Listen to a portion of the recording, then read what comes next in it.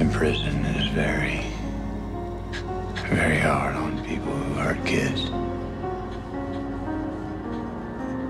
If you get the opportunity, you should kill yourself. L'inspecteur n'est pas ton ami, il n'est pas ton sauveur, même s'il prétend l'être. Dans les années 50, John Reid, un psychologue américain, développe une technique d'interrogatoire visant à obtenir des aveux de la part des suspects. Sa création gagne rapidement en popularité et devient dans les années 60 la méthode principale d'interrogatoire aux États-Unis. Dans les années 90 en Louisiane, un certain RUST COHLE exploite de manière quasi parfaite la méthode REID et devient une référence dans le monde fictif de la série True Detective. Une chose similaire se produit dans notre monde réel et ce, 15 ans plus tard. Le 7 février 2010 au Canada, l'inspecteur JIM SMYTH démarre un face-à-face de plusieurs heures avec le colonel de l'armée canadienne Russell Williams. Un interrogatoire à première vue anodin, mais qui deviendra un modèle du genre et sera enseigné dans les écoles de police du monde entier. You ever been interviewed by the police in a room like this before? Or? I have never been interviewed like this. Oh no? Okay. No. See this setup here.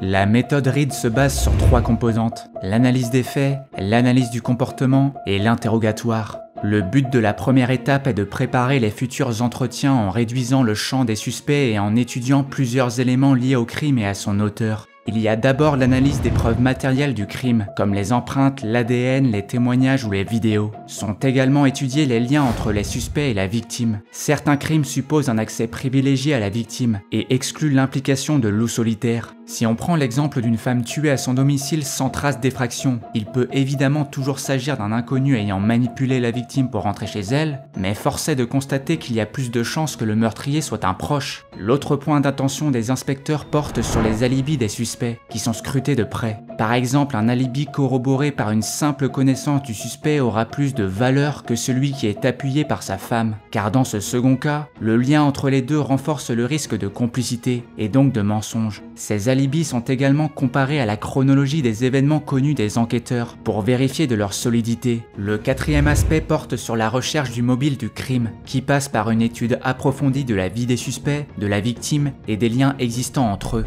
Il y a enfin les statistiques criminelles globales, qui servent souvent de boussole aux inspecteurs. Aux États-Unis, les policiers gardent à l'esprit les chiffres relatifs à la répartition des crimes en fonction de l'âge, du genre, mais aussi, puisque c'est légal là-bas, de la couleur de peau. Les jeunes de moins de 25 ans sont par exemple surreprésentés dans les vols à l'étalage, et les hommes sont eux aussi surreprésentés dans les braquages à main armée. Mais ce recours aux statistiques est vivement critiqué pour 2 raisons majeures. D'abord parce qu'il augmente grandement le risque de biais, notamment discriminatoires, qui peuvent éloigner les enquêteurs du véritable coupable. Il s'agit en effet de la seule approche ne s'appuyant pas sur les éléments de l'enquête en cours, mais sur des moyennes issues d'autres affaires. La seconde critique est que ces données n'ont aucune force probante. Le fait d'appartenir par le genre, l'âge ou l'ethnie au profil le plus représenté dans un type de crime n'est en aucun cas une preuve de culpabilité et sera rejeté d'un revers de la main par la défense. Une fois les faits analysés, les enquêteurs passent à la seconde étape, l'analyse comportementale. Cette phase se déroule sous la forme d'une interview non accusatoire des différents suspects. Historiquement, ces interviews étaient faites avec un polygraphe, mais leur validité a été remise en cause, notamment dans les années 80. Cette étape vise donc à évaluer la véracité des propos de l'individu et ses réactions lors de questions ciblées. 3 types de questions sont posées, le premier type étant le plus simple. Celui-ci porte sur la vie et l'identité du suspect, comme son âge, son travail ou son adresse. Le but n'est pas de récolter de nouvelles informations, car l'enquêteur les connaît déjà,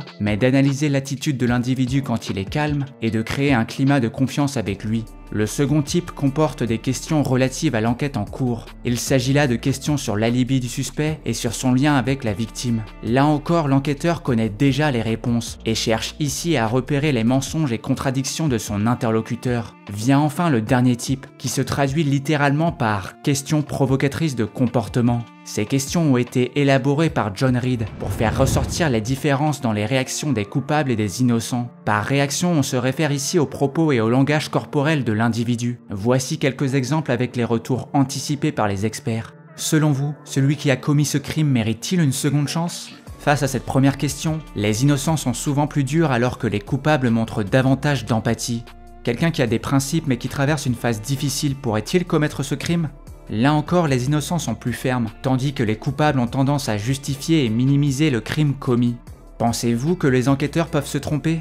Celle-ci est sournoise. Les innocents n'ayant rien à se reprocher font davantage confiance aux policiers, car ils n'imaginent pas une seule seconde qu'ils seront accusés. Pour les coupables, c'est l'inverse. Ils remettent plus souvent en cause l'efficacité des enquêteurs car ils anticipent qu'ils seront accusés. C'est là l'occasion pour eux de suggérer une potentielle erreur judiciaire, alors qu'ils n'ont, à ce moment de l'enquête, toujours pas été accusés. Ces questions sont donc un outil subtil pour repérer les incohérences et déceler les signes de stress chez les suspects. Jusqu'ici, pas de trace de RUST COHLE, car nous n'avons toujours pas abordé la phase la plus intéressante de la méthode REID, l'interrogatoire. Cet interrogatoire a lieu quand l'inspecteur est certain que le suspect interrogé est coupable. Il comporte les 9 étapes suivantes. Pour commencer, l'inspecteur explique à l'accusé les preuves ayant poussé les enquêteurs à le considérer comme le suspect numéro 1. Ensuite, le policier veille à déresponsabiliser l'accusé et à lui trouver des raisons l'ayant conduit à commettre le crime. L'idée est de minimiser la gravité de ses actes pour le laisser penser que sa peine ne sera pas si dure que ça en cas d'aveu. Cette seconde étape permet de valider l'étape 3 en diminuant la quantité d'objections du suspect. Voyant l'obstination des enquêteurs, certains suspects entrent en débat afin de justifier de leur innocence. L'enquêteur doit alors retourner en sa faveur chaque argument adverse jusqu'à ce que le suspect n'ait plus de justification à son arsenal. Il devient alors passif car il sent qu'il ne va pas s'en sortir. C'est à ce moment, où le suspect est au plus bas psychologiquement, que le policier se présente comme un allié et lui tend la main. Il énonce alors à nouveau les faits de manière à l'inculper aux yeux de la loi, tout en lui donnant des gages moraux. Ce monologue se conclut par la proposition de 2 alternatives que le suspect doit choisir. Par exemple, pour un féminicide, l'inspecteur présentera 2 scénarios de ce type. Les 2 propositions atténuent volontairement l'immoralité de l'acte pour faciliter les aveux, mais dans chacune des options, le suspect avoue sa culpabilité dans la mort de sa compagne. Quand c'est le cas, il faut s'assurer d'obtenir les aveux les plus complets possibles, l'étape 8, et bien évidemment les documenter, l'étape 9. Cette documentation passe par l'enregistrement vidéo et audio de l'interrogatoire, qui est désormais la norme dans les pays développés. Voilà donc un résumé détaillé de la méthode REID, mais il est important de souligner que les 9 étapes citées ne sont pas forcément toutes employées. Certains inspecteurs en utilisent même simultanément, afin de tirer pleinement profit de la méthode. Et c'est ce que nous allons voir tout de suite dans ce premier interrogatoire de Cole. Telling you, man, shit they got these days, technology.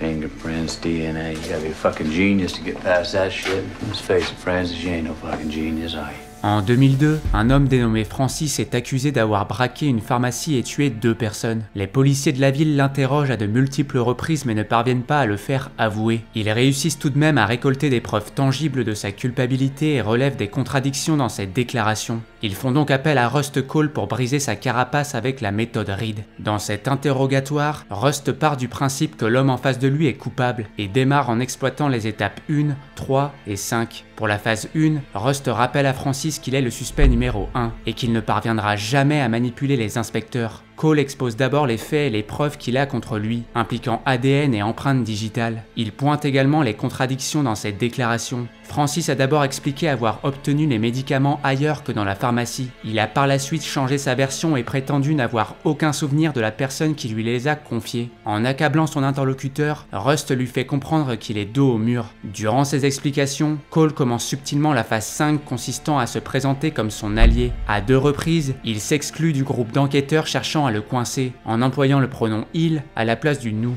Telling you, man, shit they got these days, technology. You're creating a maze for yourself that you ain't never gonna get out of. They got you. C'est là une manière habile de créer une distance avec les adversaires de Francis, mais aussi de se rapprocher de lui sans qu'il en ait conscience. Après avoir accablé Francis et détruit sa défense, RUST fait face à un suspect passif. Il déploie alors 3 phases distinctes dans son approche, le fil conducteur étant la phase 6, qui consiste à imposer au suspect un récit menant inexorablement aux aveux. Pour maintenir ce contrôle narratif, l'enquêteur doit veiller à ce que son monologue ne soit pas coupé ou détourné par le suspect. Pour désamorcer de potentielles objections, RUST applique les phases 2 et 5. D'abord la 5 en s'adressant à lui comme s'il préparait sa défense avec lui, donnant l'impression d'être son avocat. You just gotta change your play. You got bleeding impairment. Puis la phase 2 en déplaçant la responsabilité du crime vers la drogue consommée. Il l'amène alors subtilement à se dédouaner et renforcer son absence de culpabilité. PCP. Stuff makes a man crazy. Rust continue ensuite son récit avec un mensonge juridique lié à la culpabilité sous emprise de stupéfiants. La consommation de drogue n'absout en principe pas l'individu de sa responsabilité sous emprise. Les deux seuls cas où c'est possible sont si le coupable prouve qu'il a été drogué à son insu, ou bien qu'on l'a forcé à ingérer la drogue en question, ce qui n'est pas le cas ici. L'utilisation des phases 2 et 5, en soutien de la phase 6, désarme complètement Francis et permet à Rust d'amener la phase 7 sur un plateau, la proposition d'alternative biaisée. Rust pose sur la table deux options, soit Francis garde la version du blackout et il risque d'être jugé comme un criminel, soit il avoue avoir été sous PCP pendant le braquage et il peut alors plaider l'irresponsabilité pénale, à l'instar d'un schizophrène commettant un crime pendant une crise. La meilleure alternative est donc celle comprenant les aveux. You gotta show them the difference between that madman in that pharmacy who blew them two people away and the man who's sitting here right now. Face à cette présentation biaisée, Francis mord à l'hameçon et Rust poursuit son effort en ajoutant une dimension morale aux événements. Il met alors le point final en jouant sur les remords et les croyances de sa cible. You want forgiveness for that? Yeah. Say it. I want it. You want what? Forgiveness. Cet exemple met en lumière la flexibilité de la méthode entre les étapes 1 et 7. Il n'y a pas d'obligation de respecter l'ordre des étapes ou d'en utiliser qu'une seule à la fois. Ce qu'on remarque également est à quel point la première étape est indispensable pour arriver aux aveux. C'est elle qui met la pression sur le suspect en l'inondant de preuves irréfutables. C'est aussi elle qui prépare le terrain des deux alternatives biaisées, en lui retirant tout contrôle de la conversation. Un autre interrogatoire de Cole m'apparaît pertinent pour montrer sa maîtrise de la méthode REID. 7 ans plus tôt, en 1995, Rust et Martin Hart enquêtent sur le meurtre de Dora Lange, une prostituée assassinée dans un rituel occulte et dont la disparition pourrait faire partie d'une longue série de meurtres attribués à une seule et même secte. Rust et Marty organisent alors plusieurs interrogatoires de délinquants sexuels, correspondant à la description du tueur présumé. Chris s'avère être l'un d'entre eux.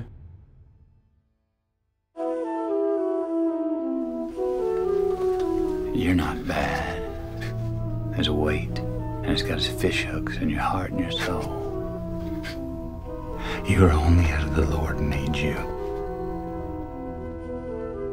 Dans cette scène, Rust prend le temps de dédouaner le suspect de ses déviances sexuelles. Il parle d'un poids qui le ronge de l'intérieur et corrompt son âme. Il lui dit même directement que ce n'est pas de sa faute. L'absence de subtilité de Rust s'explique par la fragilité mentale du suspect. Cole veut être certain que Chris ne se sente pas jugé ou pointé du doigt. Il invoque ensuite une force extérieure comme étant à l'origine de tous ces maux, Dieu lui-même. Rust explique au suspect que ses actes pervers ne sont que le résultat de la création du Seigneur. Dieu est donc le principal responsable de son crime, un sous-entendu lui laissant entrevoir la possibilité d'un verdict favorable. Le suspect n'émet alors pas d'objection particulière, donc Cole passe directement à l'étape 5, créer de la complicité. You are not flawed. We, you, me, people, we don't choose our feelings. Cette étape est primordiale pour faire baisser la garde de son interlocuteur. Dans cette phase, Rust emploie volontairement le « nous » pour montrer ses similarités avec le suspect. Il renforce ainsi son image d'allié à ses yeux, l'incitant subtilement à s'ouvrir à lui. L'inspecteur transitionne enfin vers la 6e étape, qu'il exploite avec brio. There's grace in this world and there's forgiveness for all, but you have to ask for it. Rust utilise du storytelling pour amener le suspect à une confession. Il exploite habilement ses croyances contre lui. Il prêche la grâce de Dieu et le pardon divin, lui présentant une issue de secours positive. Les aveux deviennent donc synonymes de délivrance. Un sermon qui nous apparaît ironique quand on connaît l'athéisme de Cole et son mépris envers les croyants. Rust est sûrement la première personne à tendre la main à Chris, et cet altruisme paye. Cole n'est néanmoins pas satisfait du résultat de cet interrogatoire. On le comprend par son hochement de tête à Marty. L'inspecteur réalise à ce moment que Chris n'est pas le coupable, mais simplement un homme prêt à dire n'importe quoi pour effacer le sentiment de culpabilité qui le tourmente. L'issue de cet interrogatoire illustre parfaitement la critique majeure faite à la méthode REID, sa trop grande efficacité. Par trop efficace, j'entends ici le fait qu'elle puisse conduire à de faux aveux et donc à l'incrimination d'innocents. Depuis son implémentation dans les années 50, de nombreux cas célèbres ont été pointés du doigt, à commencer par celui ayant fait connaître John Reed. En 1955, Darrell Parker est interrogé par John Reid sur le meurtre de sa femme. Après 12 heures d'interrogatoire intense, Darrell craque et avoue être le responsable. Même s'il se rétracte le lendemain, ses aveux sont utilisés contre lui et il est condamné à la prison à perpétuité en 1956. Il est relâché en 1969 suite à des preuves de coercition lors de son interrogatoire. C'est seulement en 2012, après de nouvelles preuves ADN et les aveux d'un homme déjà condamné à mort, que l'État du Nebraska reconnaît officiellement son erreur. Darrell Parker, alors âgé de 81 ans, reçoit 500 000 $ en compensation. L'affaire Parker n'est malheureusement pas un cas isolé, et on en a la preuve depuis l'apparition des tests ADN à la fin des années 80. En 1989, Gary Dodson, condamné pour un viol 10 ans auparavant, bénéficie de la première réhabilitation liée à des preuves ADN aux États-Unis. De 1989 à 2020, l'association Innocence Project a recensé 375 acquittements de ce type dans le pays, et parmi ces acquittés, 29% avaient plaidé coupables lors de leur procès. Ces chiffres interrogent. Comment des innocents peuvent-ils être amenés à avouer des crimes qu'ils n'ont pas commis? Dans les années 80, le professeur de psychologie Sol Cassine publie plusieurs travaux exposant les limites de la méthode REID. Il y détaille les mécanismes psychologiques susceptibles d'entraîner des erreurs à la fois chez les inspecteurs, mais aussi chez les personnes innocentes interrogées. Son premier point de contention porte sur l'étape 2, l'entretien non accusatoire.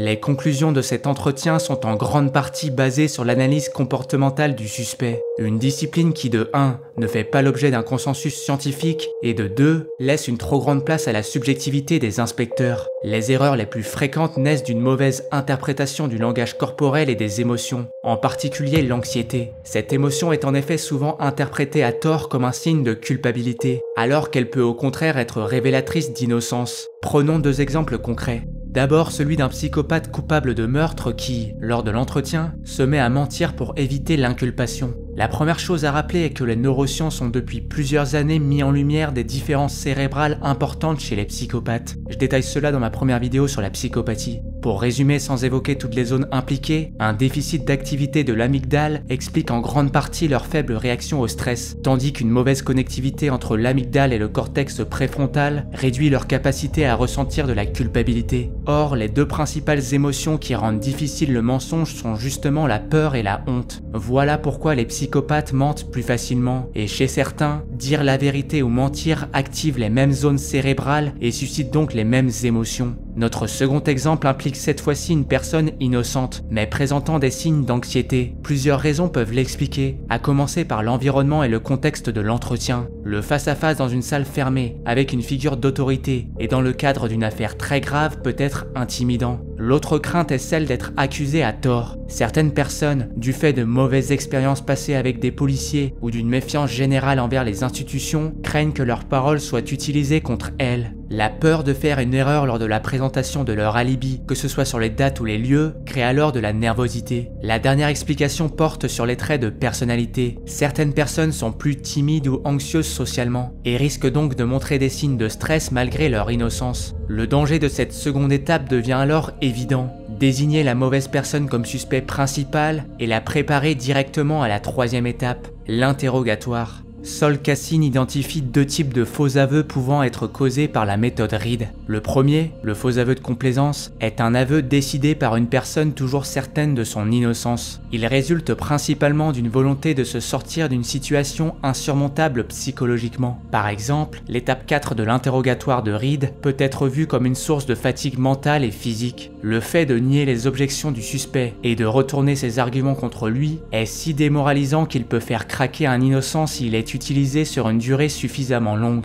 L'individu voit alors les aveux comme le seul moyen à court terme de stopper son calvaire. Il dit ce que le policier veut entendre, en espérant qu'à long terme, lors du procès, il sera innocenté. Des faux aveux peuvent également provenir de pression de la part de l'inspecteur. Même si la méthode REID rejette officiellement ce genre de pratique, elle autorise certaines formulations qui peuvent être perçues comme telles. On entre ici dans l'étape 7, avec la proposition de 2 récits biaisés. Des scénarios souvent exagérés, et dans certains cas mensongers. Ils sont conçus pour manipuler la personne en proposant une situation en apparence plus acceptable pénalement et socialement. Là encore, l'individu interrogé se sent obligé de choisir l'une des deux alternatives afin de quitter cet environnement hostile et anxiogène. Le second type, les faux aveux internalisés, a lieu quand le suspect finit par croire qu'il a réellement commis le crime dont il est accusé. Cela se produit souvent sur des populations vulnérables, comme des mineurs, des personnes ayant un trouble d'anxiété ou des problèmes d'addiction. L'individu, dont la confiance en soi se consume à mesure que l'interrogatoire progresse, se met alors à douter de sa propre mémoire, à paniquer et à oublier certains détails. Quand c'est le cas, l'inspecteur prétend lui apporter son aide en remplissant ses oublis à sa place, l'étape 5, sauf qu'il les échange avec des faits incriminants pour le guider vers des aveux, l'étape 6. Ce n'est pas une simple contradiction ou un seul trou de mémoire qui brise l'individu, mais la combinaison de solitude, de stress, de perte de confiance et de détresse. Un cocktail qui le mène à rejeter ses propres souvenirs au profit de ceux qu'on lui a imposés. C'est ce qui est arrivé en 1998 à Michael Crow, 14 ans. Cette année-là, en janvier, sa sœur Stéphanie, 12 ans, est retrouvée poignardée dans la maison familiale d'Escondido, en Californie. Michael devient rapidement le principal suspect. La police de la ville, certaine de son implication dans le meurtre, fait alors tout son possible pour le faire avouer. Pour commencer, il l'isole de tout adulte de confiance. Il trompe ses parents en prétendant qu'il ne s'agit que d'un entretien et qu'il n'est pas du tout accusé. Les parents, croyant la police, ne font alors pas appel à un avocat. Pendant des heures, Michael nie toute implication, mais l'inspecteur continue de faire pression en employant toutes les techniques de manipulation disponibles. Questions orientées et répétées, mensonges sur la présence du sang de sa sœur dans sa chambre, et mensonges sur les résultats d'un polygraphe dans le but de l'incriminer. Malmené, fatigué, en deuil de sa sœur et en l'absence de parents à ses côtés, Michael commence à douter de sa propre mémoire et finit par dire aux enquêteurs ce qu'ils veulent entendre. Il est inculpé pour le meurtre de sa sœur, provoquant l'indignation de ses parents. Michael passe 6 mois en détention jusqu'à son procès, où il est finalement innocenté du fait d'aveux obtenus par coercition. En 2011, sa famille poursuit en justice la ville d'Escondido et Oceanside et obtient 7 millions de dollars de dédommagement. Ce que l'on peut donc dire est que la phase d'interrogatoire de la méthode REID est extrêmement efficace pour obtenir des aveux, mais que l'utiliser implique d'être sûr à 100% de la culpabilité du suspect. Le point faible de la méthode reste donc l'analyse comportementale, qui peut amener des inspecteurs à soupçonner les mauvaises personnes et donc à appliquer les techniques d'interrogatoire sur des innocents et à les conduire à de faux aveux. C'est pour réduire ces erreurs judiciaires que les services de police anglais et gallois ont développé dans les années 90 une nouvelle approche dans la conduite de leurs interrogatoires.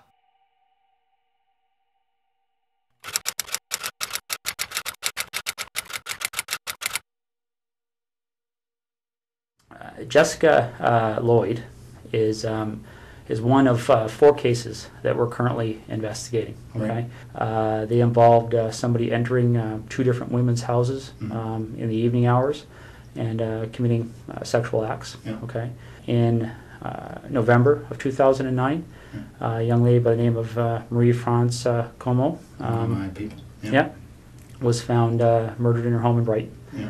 And we believe that there was a sexual component to that crime as well. Okay. And then most recently we have Jessica Lloyd's disappearance. Okay. En entrant dans la salle, Jim Smith n'est convaincu qu'à 50% que son interlocuteur est le monstre qu'il recherche. Pourtant, il part du principe qu'il est innocent, afin qu'il baisse sa garde. C'est là la principale différence entre la méthode REID et la méthode PIS. La méthode REID base son interrogatoire sur la présomption de culpabilité, tandis que la méthode PIS la base sur la présomption d'innocence. Cette approche est à l'origine d'une divergence dans les objectifs affichés. La méthode PIS cherche à obtenir la vérité, qu'elle implique ou non une confession, tandis que la méthode REID concentre ses efforts sur des aveux, car elle part du principe que la personne interrogée est coupable. La première étape de la méthode PIS est la préparation de l'entretien. L'inspecteur rassemble les éléments de l'enquête à sa disposition, définit les objectifs de l'entretien et les sujets à aborder. La seconde étape, engager et expliquer, comporte 2 parties. Dans un premier temps, l'enquêteur se présente et répond aux besoins et aux interrogations de la personne. Dans un second temps, il lui explique ses droits et les raisons de l'entretien. Cette étape s'inscrit dans une logique de transparence. L'étape 3, le récit et la clarification, représente quant à elle le cœur de l'entretien. Cette étape consiste à obtenir du témoin des informations détaillées et de qualité. Pour viser la qualité, l'inspecteur doit éviter les questions suggestives ou accusatoires, afin d'éviter d'influencer ou perturber les réponses. Il doit rester neutre mais il peut, en cas de contradiction avec d'autres éléments de l'enquête, les exposer à l'individu et lui demander des explications sans pour autant l'incriminer. Après cela, l'inspecteur entre dans la phase de clôture, qui vise à valider la transcription du témoignage. Pour ce faire, l'enquêteur résume les faits évoqués à l'interlocuteur et le laisse corriger ou ajouter des informations. Une fois l'entretien terminé, celui-ci est évalué pour déterminer si les objectifs ont été atteints, si le témoignage est assez détaillé et fiable, et s'il manque toujours des informations pour faire avancer l'enquête.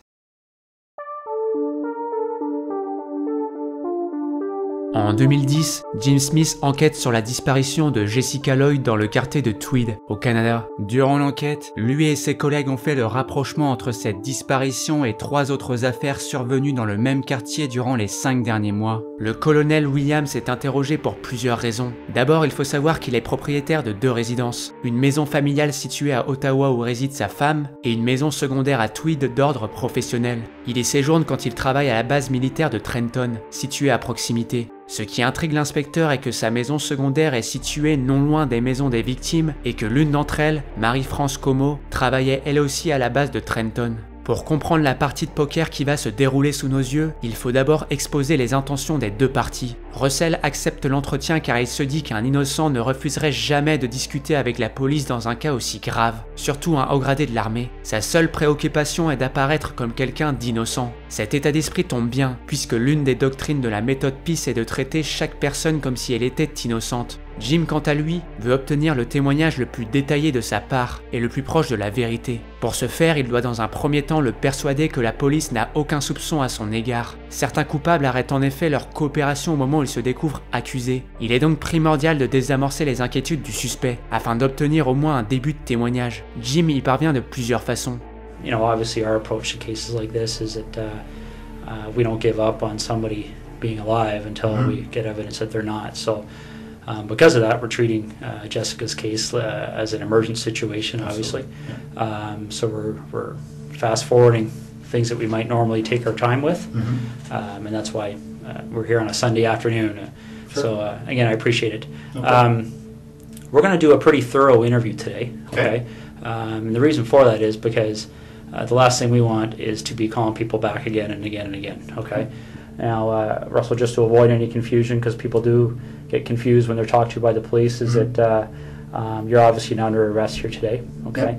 Anytime you feel you want to leave here, you feel free to do so. The door's not locked. Teresa will walk you down to the lobby anytime you want. Okay.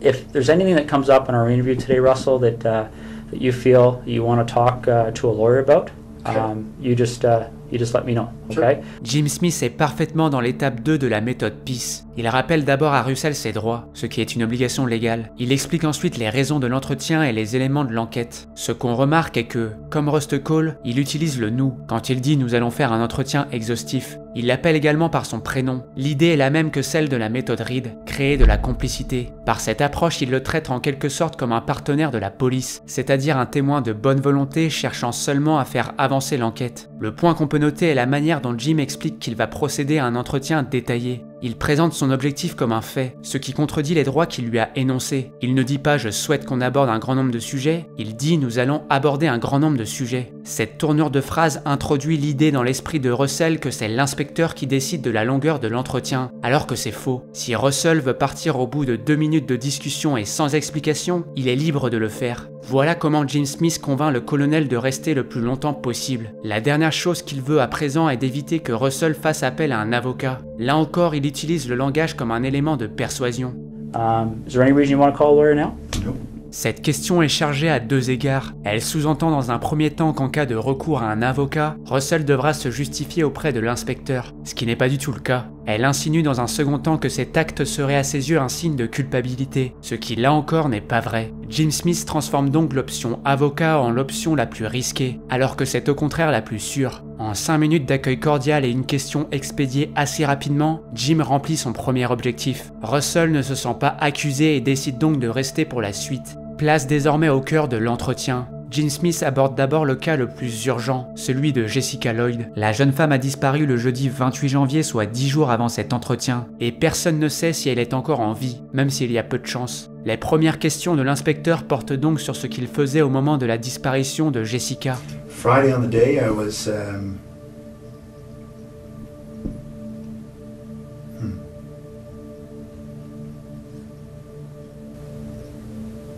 Friday on the day I was at home most of the time. Most of the day I had a sort of a stomach flu. Okay. In Ottawa or Tweed? Tweed. In Tweed? Okay. Yeah. Thursday night you slept at Tweed? Or you... Yep. All right. And what did you do Thursday during the day? Thursday during the day I was at the base again. I think it was a fairly standard day. I can't recall exactly, but yeah, nothing. I was not flying, so I was at the base. So I would have gone in early in the morning, back in the evening again. Le questionnement de Jim comporte déjà une technique d'interview intéressante. Jim lui demande de raconter sa semaine de manière antéchronologique, autrement dit du souvenir le plus récent au plus vieux. Ce genre de pratique est très déstabilisant pour les menteurs. Ceux-ci préparent et apprennent en effet leur mensonge de manière chronologique. Leur demander de le réciter dans le sens inverse est donc souvent perturbant, et leur demande un effort supplémentaire. Cet effort peut entraîner des hésitations prolongées, voire des contradictions, que l'inspecteur relève. Pour le moment, Russell se défend bien, car il s'agit d'un événement récent. Jim a pris soin qu'il ne se sente pas accusé pour préparer la suite, lui demander de coopérer davantage. Comme pour la question liée à l'avocat, l'inspecteur a recours à une formulation brillante. What would you be willing to give me today to help me move past you in this investigation? Cette question remplit plusieurs rôles intéressants. La première moitié flatte l'ego de Russell en lui rappelant que c'est lui qui a le contrôle, que c'est lui qui prend la décision. La seconde moitié, elle, lui fait croire deux choses rassurantes. 1. Il n'est pas suspecté, et 2. L'objectif de l'inspecteur coïncide avec le sien, à savoir qu'il veut l'innocenter le plus rapidement possible. Russell se dit également que s'il refuse, cela donnera l'impression qu'il veut cacher quelque chose. What do you need? Well, would you be willing to supply things like fingerprints, blood samples, Sure. things like that? Yeah. Okay. Footwear impressions? Yeah. Okay. All right. Le policier lui donne ensuite un coup de pression subtil, en vantant les capacités de la police scientifique à retrouver l'ADN grâce à des petits samples, et en lui indiquant que s'il a été dans l'une des maisons des victimes, ils retrouveront son ADN. Mais même dans ces explications alarmantes pour Russell, Jim respecte la méthode Peace, puisqu'il évoque son innocence et lui donne une issue de secours s'il trouve son ADN. That DNA is going to be significant in our investigation, both quite possibly to help you, quite possibly to help us. Understood. I don't know yet. I don't know what the result is yet. Essentially, DNA has become more and more precise to the point where when you and I walked in this room earlier today, we could have sat down, talked for 30 seconds, walked out. CSI officer could have come in 3-4 days from now, done some swabs here, and he would have found your DNA and my DNA, and probably a lot of other people's DNA. Sure. But another thing that can often happen in cases like this is that people become concerned about things like extramarital affairs, indiscretions along those lines. Is there any contact that you may have had with any of those 4 women that you may not want your wife to be aware of? Anything like that that we should know about to try and explain why, if your DNA is found, it would help us understand why it may be there? Absolutely not. Jim est donc bienveillant puisqu'il ne l'accuse pas et ne remet pas en cause ses réponses, mais demande juste des explications. Après avoir évoqué le cas le plus récent de Jessica, l'inspecteur revient en arrière en abordant celui de Marie-France Como, tuée dans la nuit du 23 au 24 novembre 2009, soit 2 mois et demi avant cet entretien. En analysant les données informatiques fournies par l'armée, les enquêteurs découvrent un trou dans l'emploi du temps de Russell le mardi 24 novembre. Russell a bien badgé à sa base militaire le lundi 23, mais n'a pas badgé le mardi 24, alors qu'il a ensuite badgé du mercredi 25 au vendredi 27. Okay, so you leave the base, you would have went home to your residence in Tweed. Yep.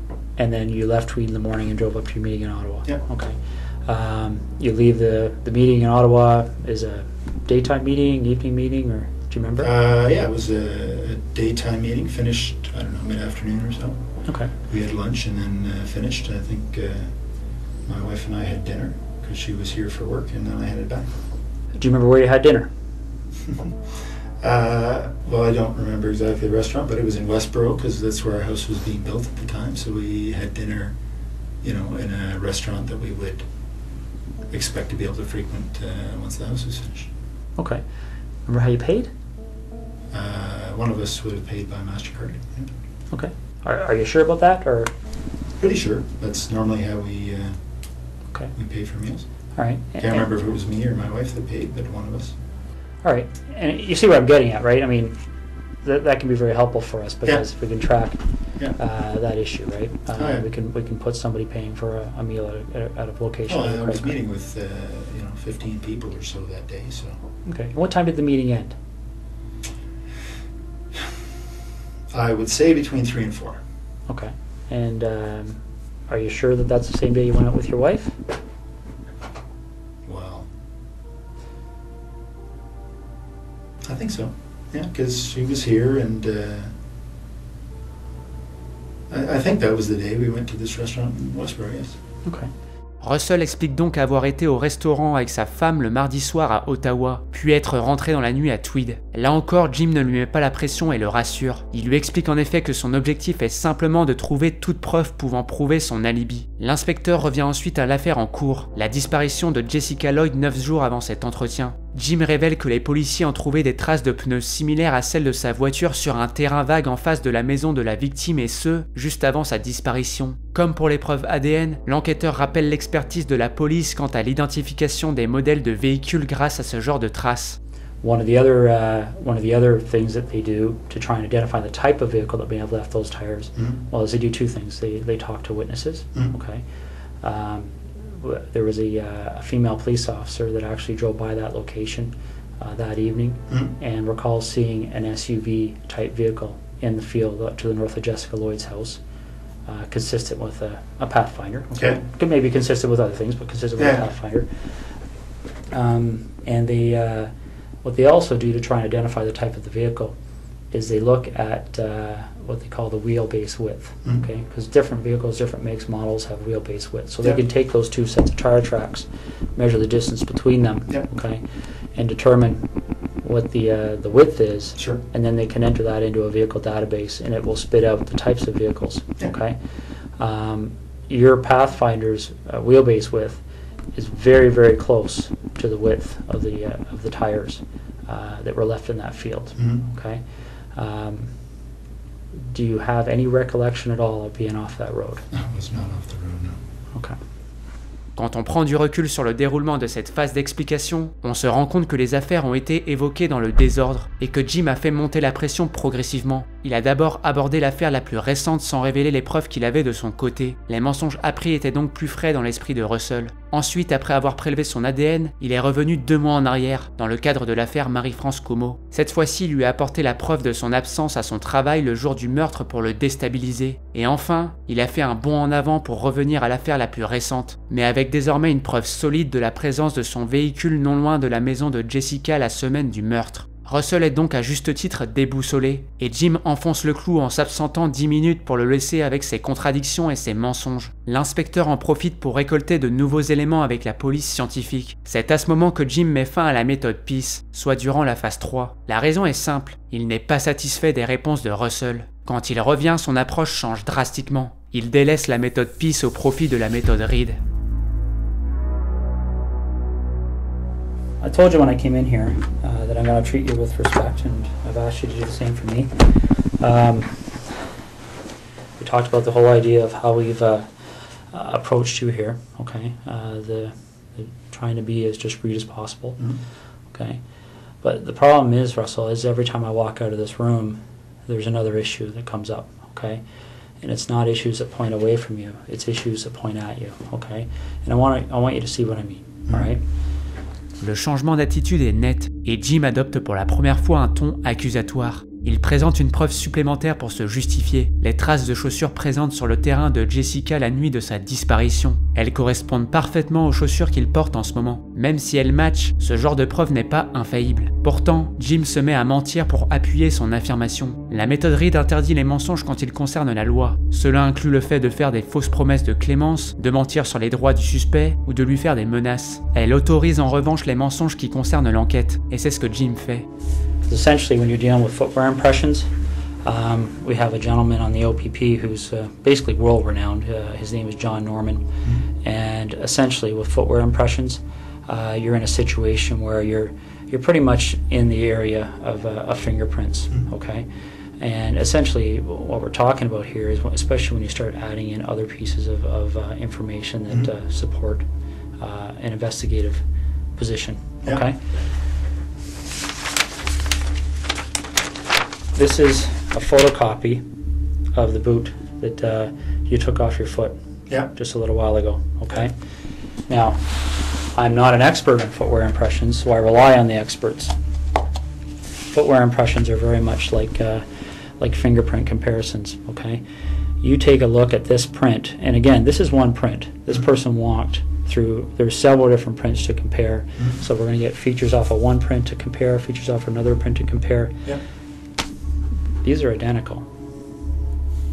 Il n'y a évidemment pas d'expertise mondiale en matière de traces de chaussures, et celles-ci sont très loin d'offrir la même précision que les empreintes digitales. Les empreintes sont uniques à chaque individu, alors que plusieurs personnes peuvent porter la même paire de chaussures. En plus de cela, les traces peuvent être altérées par l'environnement et disparaître partiellement avec le temps, rendant l'identification de la personne quasiment impossible. Pour la phase de dédouanement, Jim déresponsabilise Russell d'une manière assez originale. Là où RUST COHLE le faisait sur le fond des crimes, en utilisant la drogue avec l'un et Dieu avec l'autre, Jim, lui, dédouane Russell sur la forme, dans la formulation même des preuves à son encontre.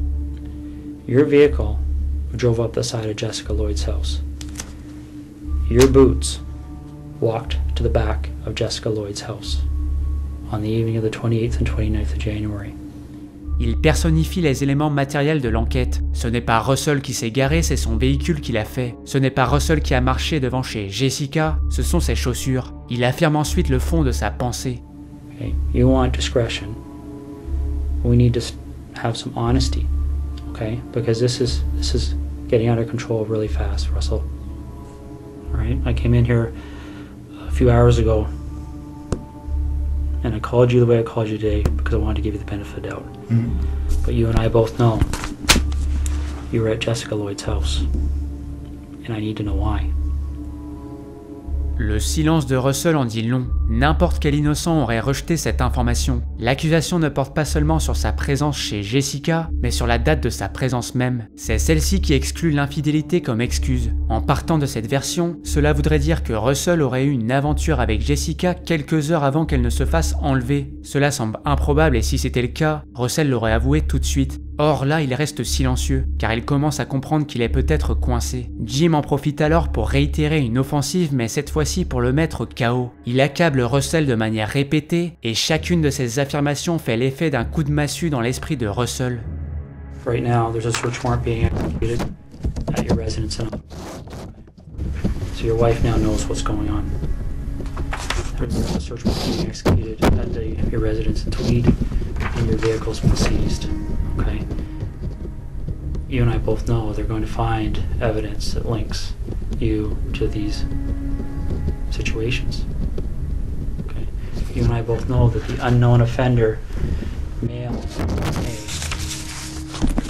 on Marie Transcomo's body, is going to be matched to you, quite possibly before the evening's over. En dévoilant les preuves successivement, Jim anéantit toute possibilité d'être reconnu innocent. Les éléments à charge sont trop nombreux et implacables. Cette confrontation est d'autant plus efficace qu'elle s'appuie sur les fondements de la méthode PIS utilisée précédemment. Elle a permis à Jim d'établir un lien de confiance avec Russell, au point d'apparaître comme quelqu'un d'honnête et juste. Russell n'a jamais eu le sentiment que l'inspecteur cherchait à le piéger, le juger ou lui manquer de respect, ce qui aurait été contre-productif. C'est grâce à ce lien que Jim a pu planter l'idée que la technologie de la police était infaillible, tant du point de vue des preuves ADN que des traces de véhicules ou de chaussures. Il en résulte une étape 1 si dévastatrice qu'il n'y a ni objection ni défense, mais seulement du silence. Un silence synonyme d'impuissance. Russell se sent vaincu, submergé par la réalisation que tout son monde est en train de s'effondrer. La question que l'on se pose alors est simple. Comment le persuader d'avouer alors que toutes les preuves lui ont déjà été présentées? Chez certains criminels, il est possible de jouer sur leur remords. C'est ce que fait Rust dans ses interrogatoires lorsqu'il en appelle au pardon divin. Jim n'est malheureusement pas dans cette situation et il le sait. Mis à part une phrase sur la détresse des parents de Jessica, l'inspecteur évite volontairement de faire appel à son empathie. Il est conscient qu'il y a peu de chances que Russell en éprouve une once pour ses victimes ou leurs parents. Il utilise donc quelque chose qui a de la valeur aux yeux de Russell, son image. Comme Rust, Jim emploie simultanément plusieurs phases de la méthode REID pour arriver à ses fins. Your opportunity to take some control here and to have some explanation that anybody is going to believe is quickly expiring. Russell, Listen to me for a second, okay? When that evidence comes in, when that DNA match, when that phone rings and somebody knocks on this door, your credibility is gone, okay? Because this is how credibility works, all right? And I know you're an intelligent person and you probably don't need to hear this explanation, but I also know your mind's racing right now, okay? Because I've sat across a lot of people in your position over the years, okay? The bottom line is that as soon as we get that piece of evidence that solidifies it, DNA, okay? As soon as the expert in footwear impressions, the expert in tire impressions calls and says, yes, I've examined those and they're a match, it's all over. Because as soon as that happens, where's your credibility? Where's your believability? You're just another, and again, don't take this wrong, okay? But you can see if you step outside this room in your mind and imagine how people are going to view you, okay? If the truth comes out after the clear evidence is presented to you, when you finally go, okay, I'm screwed now, what are we going to do?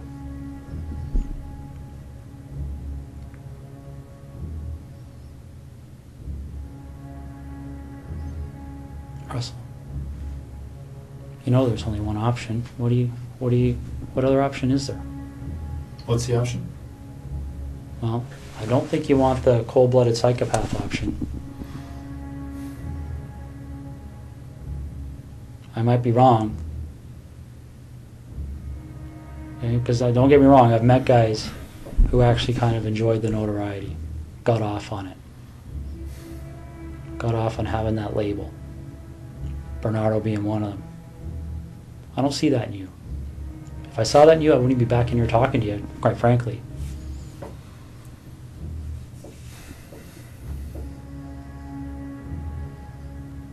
But maybe I'm wrong. Maybe you got me fooled. I don't know.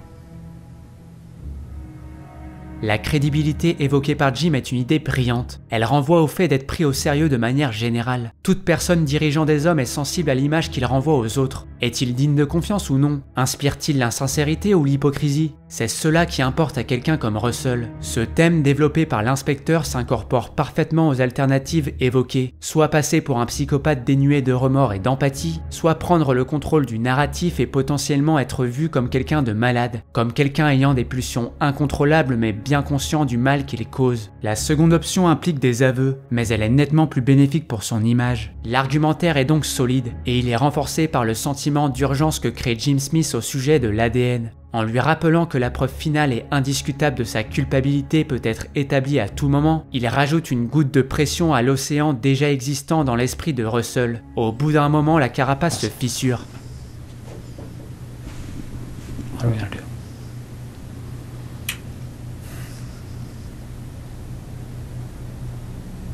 Call me Russ, please. Okay. What are we gonna do, Russ? Voyant Russell s'ouvrir, Jim maintient la pression, car les parents de Jessica veulent faire leur deuil, et il n'y a pas de deuil possible en l'absence d'explication et de récupération de la dépouille. Is Jessica somewhere we can find her easily? Like, is this something where I can make a call and tell somebody to go to a location and they're going to find her, or is this something where we have to go and take a walk?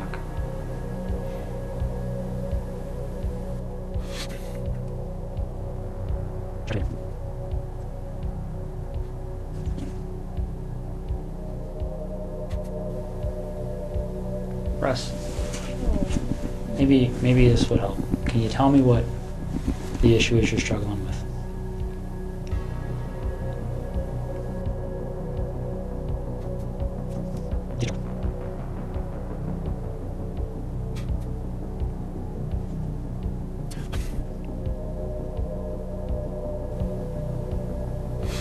It's hard to believe this is happening. So you talk about perception. My only two immediate concerns from a perception perspective are what my wife must be going through right now, Yeah. and the impact this is going to have on the Canadian Forces. I'm concerned that they're tearing apart my wife's brand new house. So am I. But if nobody tells them what's there and what's not, they don't have no choice. This investigation will end up costing no less than $10 million. Easy. And they will say no to nothing. Any request this major case manager makes on this case, they've already been told it's approved. Don't even bother asking.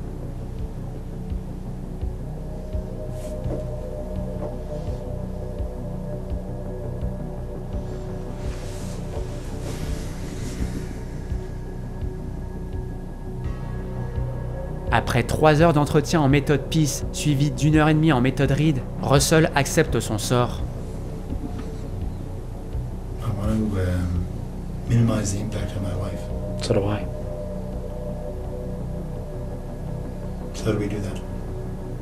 Well, we start by telling the truth.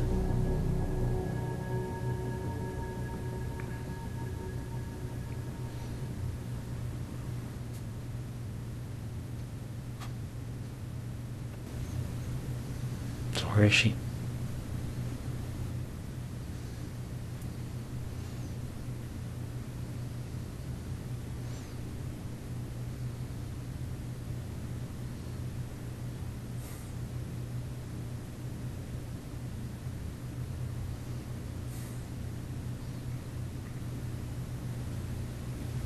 Get a map.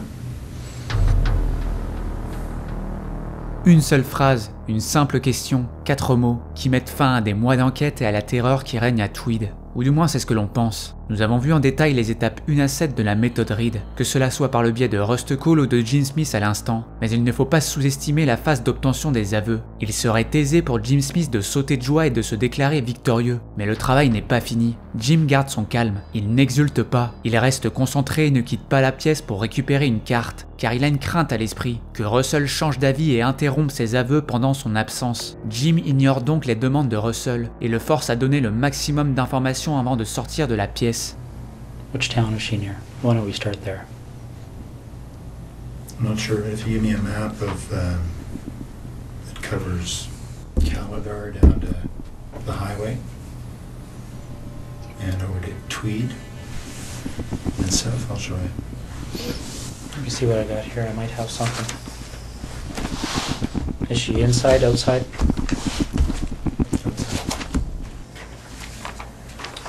It's probably the biggest area I have there, Russ. Yeah, you need more. You need a real map.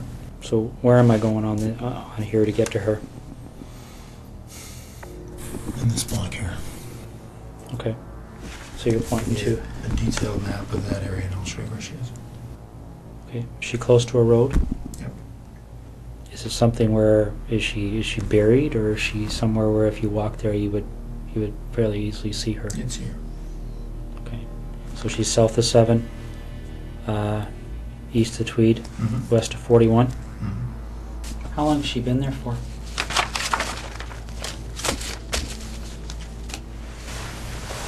A little over a week. Un suspect qui sous-entend ou bien avoue être le coupable n'est qu'une première étape, mais ce n'est pas suffisant. Il faut en effet que celui-ci fournisse le plus de détails concernant ses crimes, afin de permettre aux enquêteurs de confirmer sa culpabilité par la comparaison de ses dires avec les preuves existantes, mais aussi pour pouvoir améliorer le dossier lors du procès. How long was she alive for?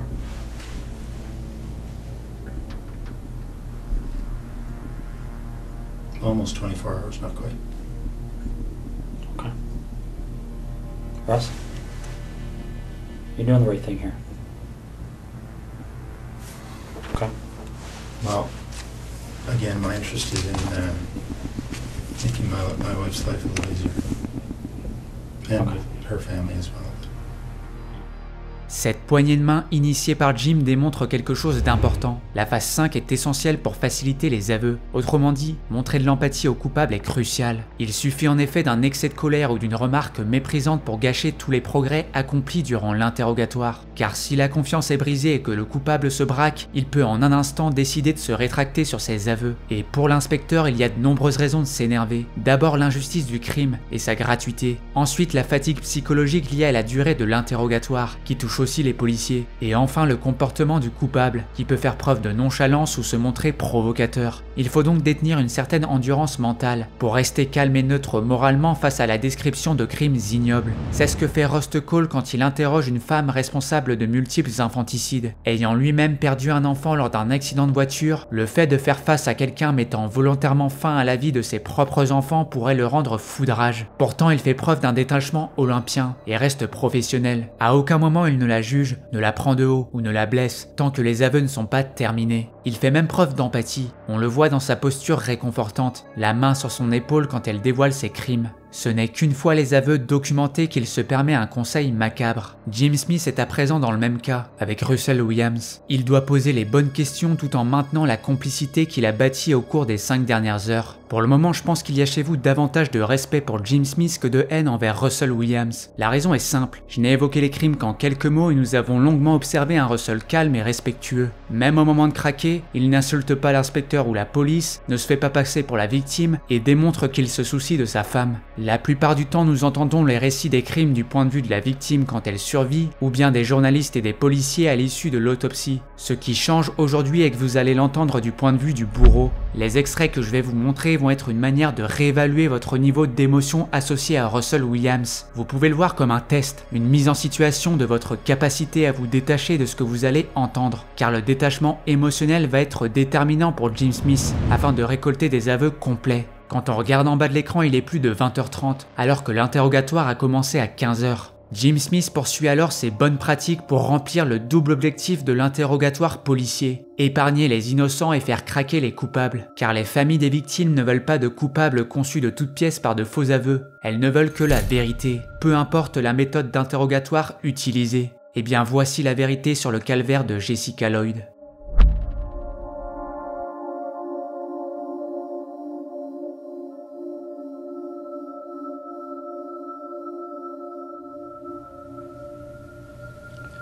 Let's go back to Jessica then, okay? You see her on the Wednesday night, okay?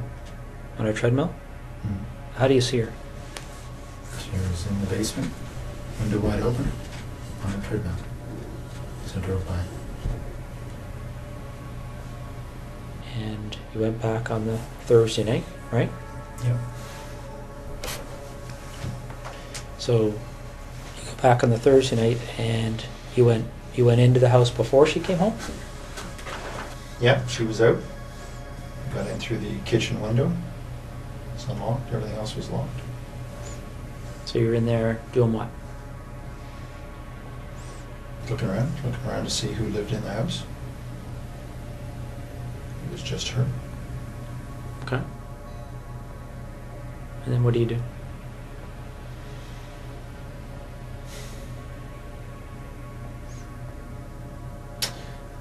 Well, I left the house, and then she came home.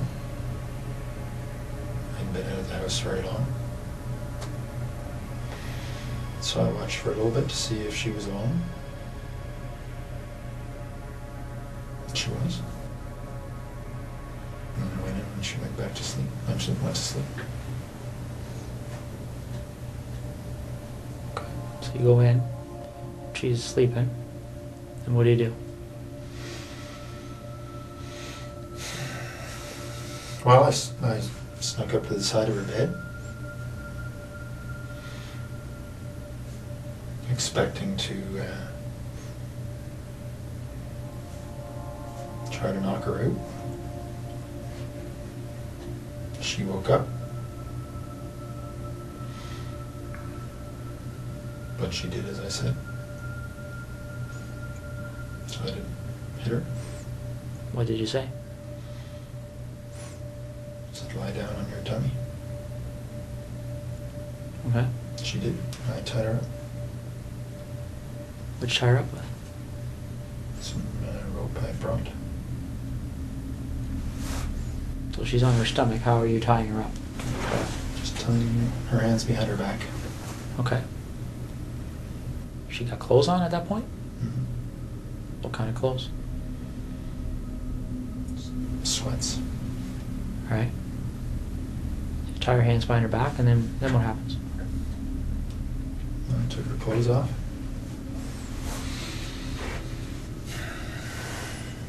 Okay.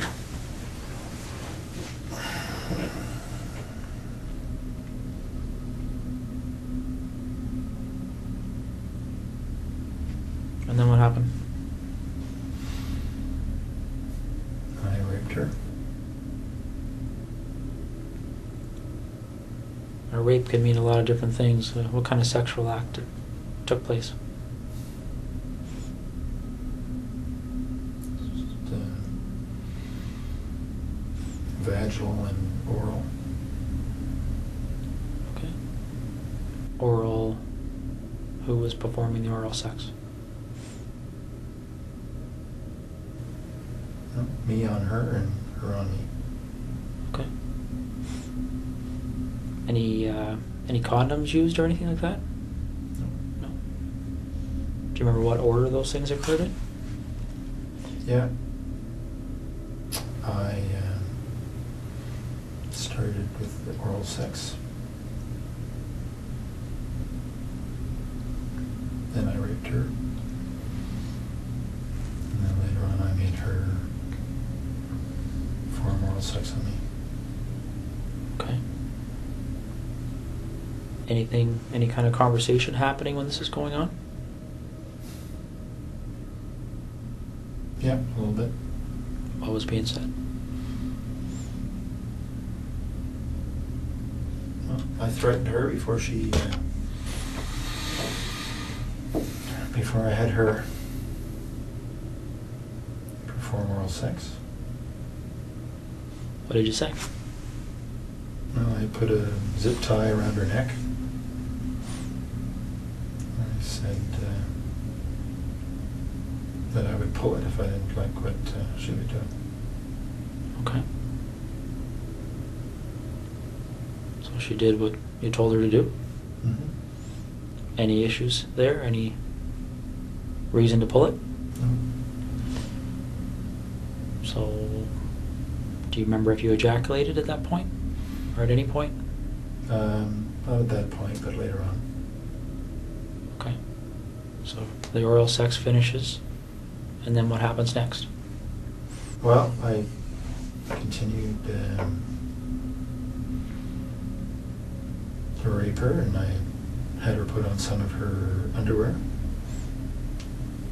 Took some pictures, lots of pictures. And then got her dressed, walked back to the truck. Do you remember the conversation about leaving? Was there any... Did she say anything about that, or what was she saying to you? She was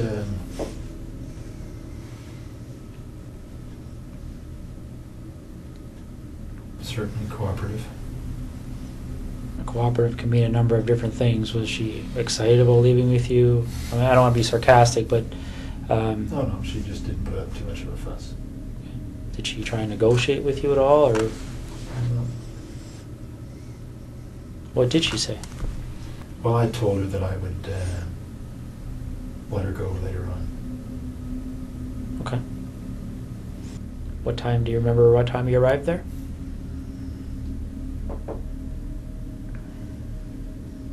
I don't exactly, but I'd say between 4:30 and 5:30. Okay. And then what happens?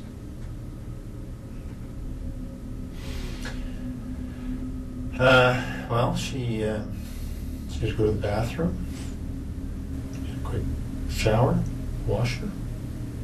Then we went into my bedroom and went to sleep a little bit. She was tied up. How was she tied up at that point? Hands behind her back. I put tape over her eyes from the beginning. So that's what she had. Okay. Do you remember how long you slept for? Not long, maybe a couple hours. Do you know if she slept? I don't know. Okay. So you wake up and... And it wasn't, I mean, we were up and down. So it wasn't 2 hours straight. It was about 2 hours in bed, but there wasn't much sleep. just lying there probably. So you get up from that, and what happens next?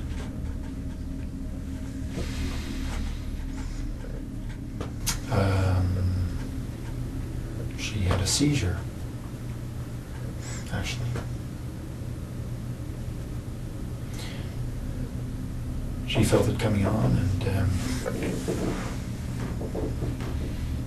because she'd had some before. Lasted quite a while. Got her dressed, into the family room, and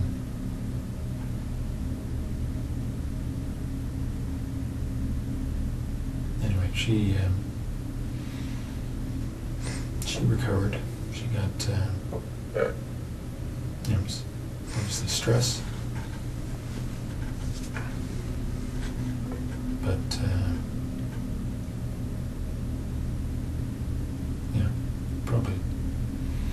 probably went on for about 15 minutes. Part of it.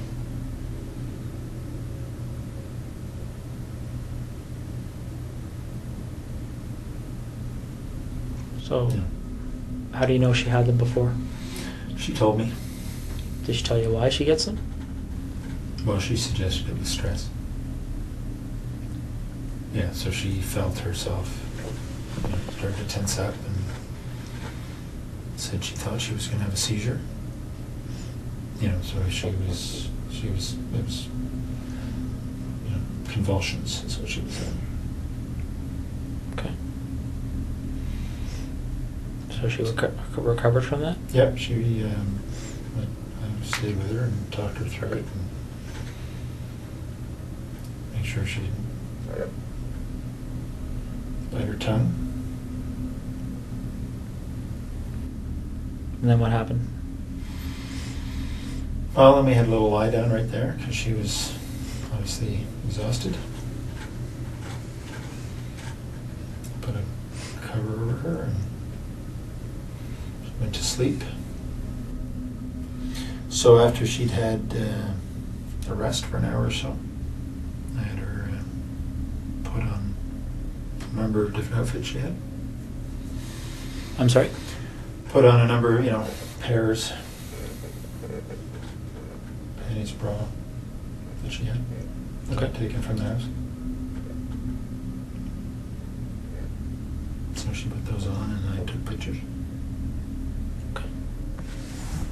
Are you in any of these pictures? Yep. On the hard drives, you'll see there's video as well.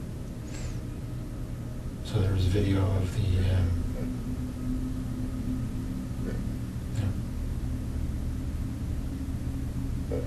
almost 4 hours, I guess. Of what?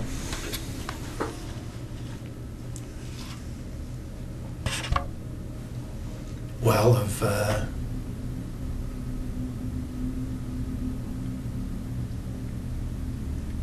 initially at her place of raping her, and then so I was running the video and then taking still pictures. So the video pretty much covers everything. So Jessica poses for these pictures and there's videos and then what happens? Then I got her dressed because she thought she was leaving. And then as we were walking out, I struck her on the back of the head. When did you decide to do that? Well, I was pretty sure that I wasn't going to let her leave. But the idea of striking her on the head was developed in the afternoon. And what was that strike supposed to accomplish in your mind? What was the intent of doing that? Well, I thought I would be able to knock her out, and then I was going to strangle her. Okay. So when you actually do strike her, what's the result? her skull gave way a little bit. Felt like, and there was a lot of blood, so I think that's what happened. She was immediately unconscious.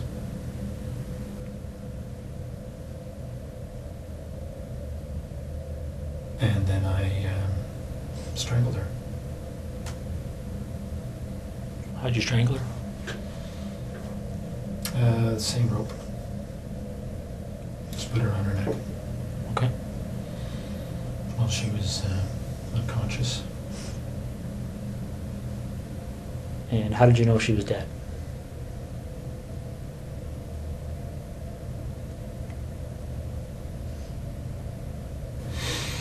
She, well, her body stopped moving.